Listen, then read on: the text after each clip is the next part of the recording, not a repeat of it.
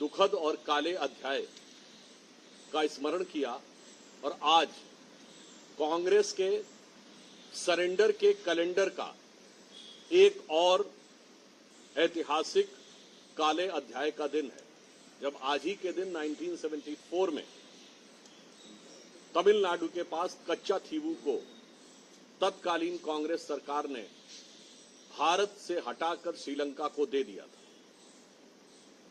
उसकी वजह से आज तक स्थिति यह है कि तमिलनाडु के मछुआरों को अनेक प्रकार की समस्याओं का सामना करना पड़ता है और वहां पर क्रिश्चियंस की एक सेंट एंथोनी श्राइन है, जिस पर जाने के लिए यदि वो अपनी बोट्स पर भारत का ध्वज भी लगाएं तो उसकी परमिशन नहीं होती। ये कांग्रेस की एक शर्मनाक विदेश नीति के स्मरण का दिन है और हम ये कह सकते हैं कि कांग्रेस के सरेंडर का कैलेंडर जो 1947 में भारत के दो टुकड़े करके मुस्लिम लीग के आगे सरेंडर करने से शुरू होता है, तो 1948 में पाकिस्तान को पीओके सरेंडर करना, तो 1962 में चाइना को अक्साई चिन सरेंडर करना और लगभग आसाम सरेंडर कर ही दिया था वहां से, और मानसरोवर सरेंडर करना, वहां से लेके कच्चा थीवू को 26 जून 1974 को सरेंडर करना और 28 जून को वह श्रीलंका के नियंत्रण में आ गया। ये एक दुखद अध्याय है जिसे आज की पीढ़ी को याद रखना चाहिए और कांग्रेस ने भारत के राष्ट्रीय हितों के साथ किस प्रकार समझौता किया है वह आज का दिन याद दिलाता है। कांग्रेस पार्टी जो हाल ही में कांग्रेस मुस्लिम लीग गठबंधन जो केरल में सत्ता में आया है, यूडीएफ, मुझे लगता है कि कांग्रेस को सत्ता का नशा इस कदर चढ़ गया है कि केरल की सरकार ने एक बड़ा ही शर्मनाक निर्णय लिया है जब उसने लो लिक्विर के ऊपर एक्साइज टैक्स 251% से घटाकर 121% कर दिया, अर्थात शराब के ऊपर टैक्स को आधे से कम कर दिया गया है। अब यह सवाल हम कांग्रेस पार्टी से पूछना चाहते हैं कि जब आप टैक्स आधे से कम कर रहे हैं, यानी सरकार को तो राजस्व में कमी आएगी और किसकी जेब में पैसा जाएगा? शराब के व्यवसायियों के हाथ में पैसा जाएगा और केरल की युवा पीढ़ी को आप अधिकाधिक, क्योंकि आप यह तर्क देंगे कि कंजम्पशन बढ़ेगा, अर्थात शराब के नशे में डुबो कर रखना चाहते हैं। विशेषकर तब जब केरल के गृह मंत्री रमेश चेन्निथल्ला जी वहां की विधानसभा में बोल चुके हैं कि ड्रग्स की प्रॉब्लम केरल में बहुत चुनौतीपूर्ण होती जा रही है और वो पंजाब जैसी समस्या बनती चली जा रही है।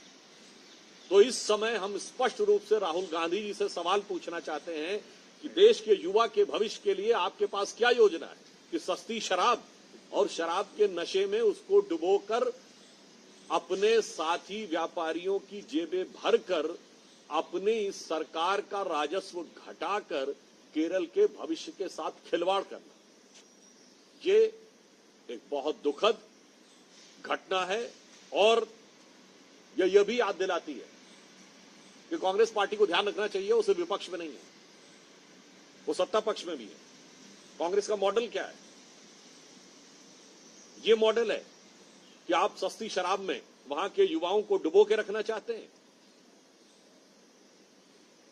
भारतीय जनता पार्टी इस विषय पर अपना तीव्र प्रतिवाद व्यक्त करते हुए, तीव्र रोष व्यक्त करते हुए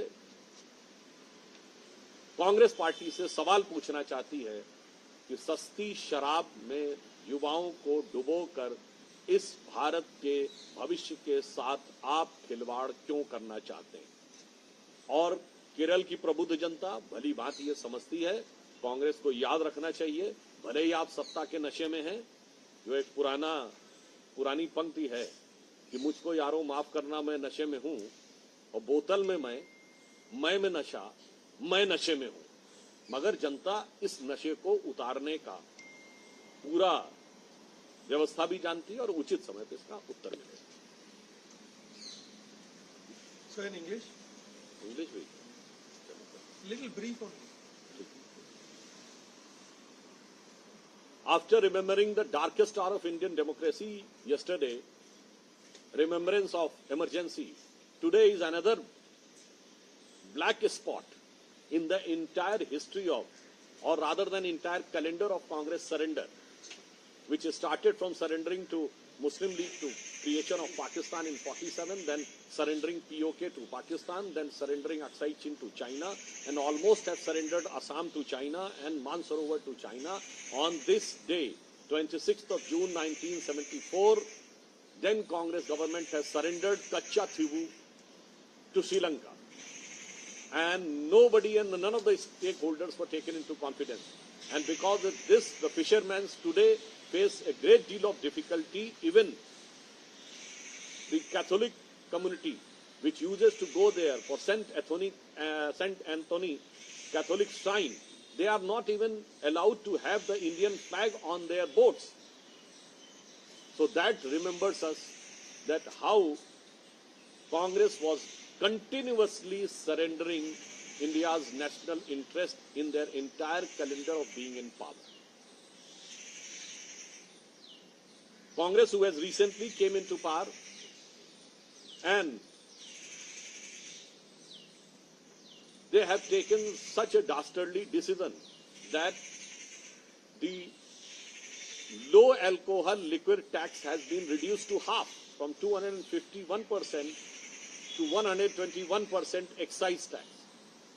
I want to ask that by reducing the revenue of the government and providing the benefit for the liquor businessmen, and on the issue of that the consumption will increase, means you want to entrap the entire young generation into liquor.